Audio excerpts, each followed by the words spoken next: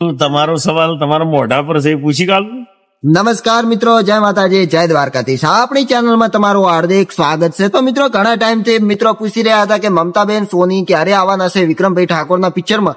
તો વિક્રમભાઈ એમના તાજા થોડા દિવસ પહેલા જ એમને એક વ્લોગની અંદર કીધું છે કે મમતા સોની પણ મૂવીમાં એકવાર જરૂર આવશે.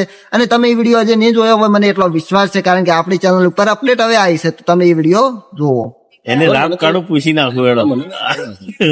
અચ્છા, અત્યાર સુધી તમે ઘણી બધી હિરોઈન સાથે કામ કર્યું છે, ઘણી બધી એટલે ગણે વીણી વેણાઈ એટલી બધી. તમે સૌથી વધારે કમ્ફર્ટ કઈ હિરોઈન સાથે રહ્યા?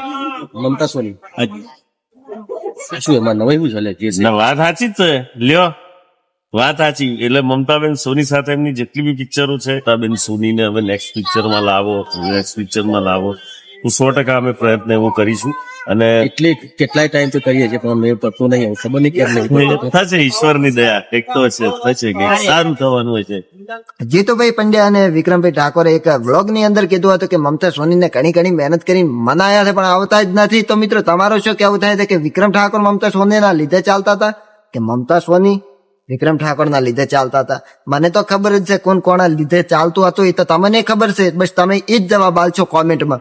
તો બસ તમે કોમેન્ટ કરો, અને હું પણ કહી દઉં કે સુપરસ્ટાર જ રે, કદી કોઈ ન થાય. ઝૂલો મગર વિક્રમ ઠાકોર કો મત ભૂલો. તમને પણ એવી જ કોમેન્ટ કરશો.